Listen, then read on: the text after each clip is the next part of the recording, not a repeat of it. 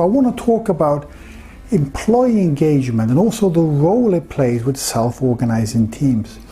I think this is a very interesting area to look at, especially now in modern times when we talk about working from home or smart work as it's called, and about how do we engage employees and what role does Agile play as well.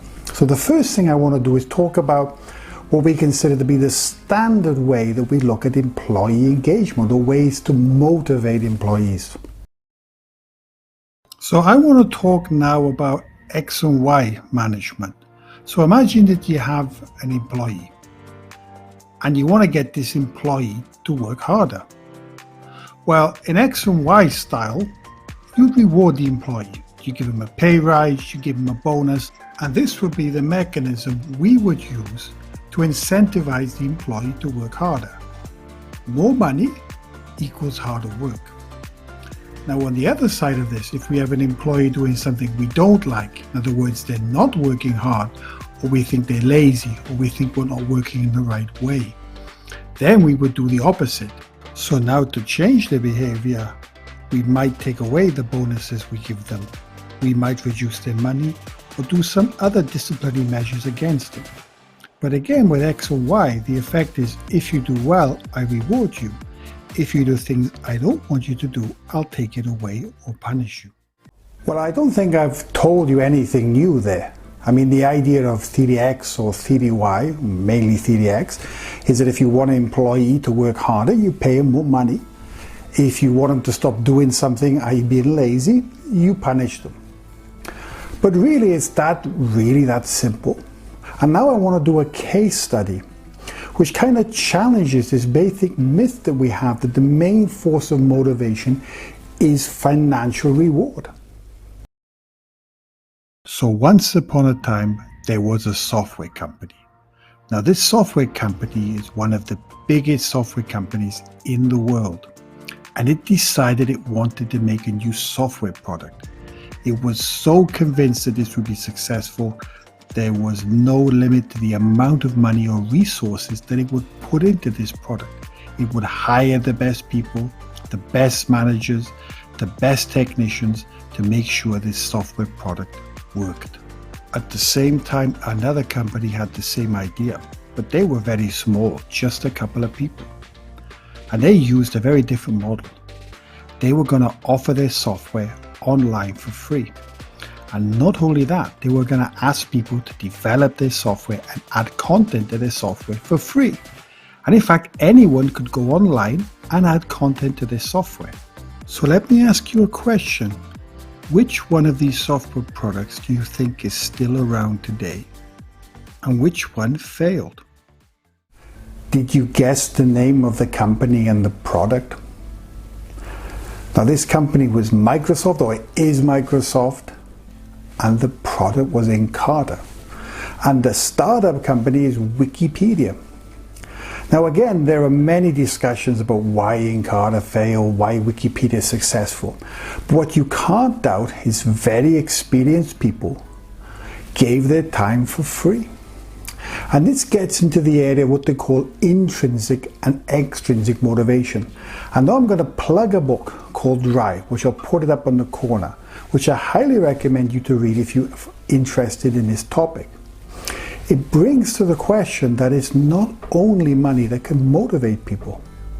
Now the next study is going to be very interesting, and it talks about the role of motivation. Now this is an old study, goes back to the 1940s, and even today there's some controversy behind it. Now I'd like to look at a famous experiment done in around 1945 called the candle problem. This experiment looked at motivation, but it also looked at many more things. And some of the findings also gives us a hint on creativity and how the two on motivation and creativity are linked. So here's the experiment. Candidates are given a box of pins, a candle and matches. They have to light the candle and they have to find a way to attach the candle to the wall without any wax dripping on the table. Now here's the solution. And I don't know where out of the box thinking came from, but it could have come from this experiment.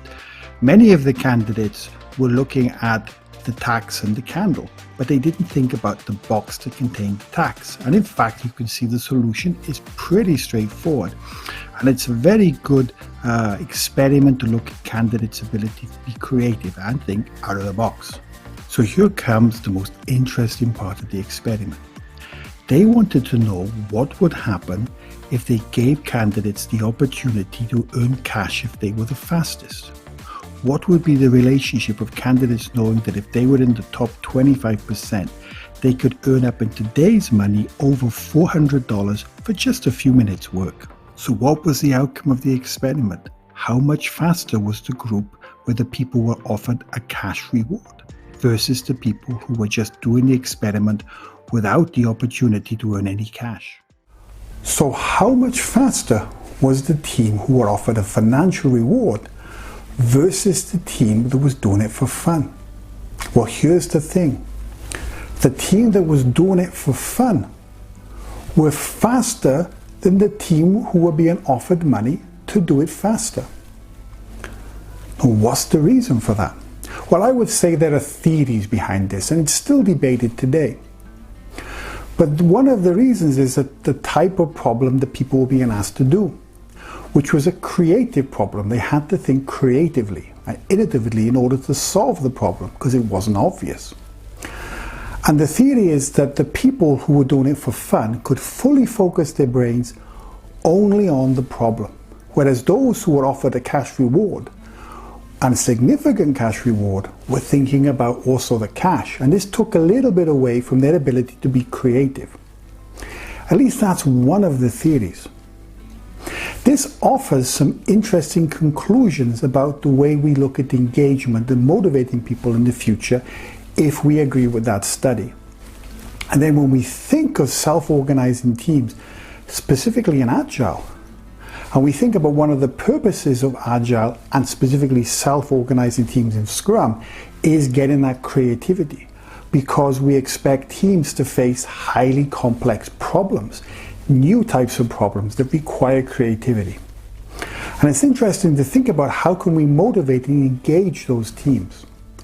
Now I'll leave you with one other thing that the author writes about in the book Drive, which is about autonomy, which is one of the aspects, if you like, of creating engagement in people, which is having people allowed to be autonomous and to be creative, which is another aspect of self-organizing teams because there is no direct boss. So I want to leave it there. I hope you enjoyed this video. I don't have all the answers, but I hope I posed some interesting questions. And if you liked the video, please subscribe and put a like, it helps. And until next time, thanks a lot.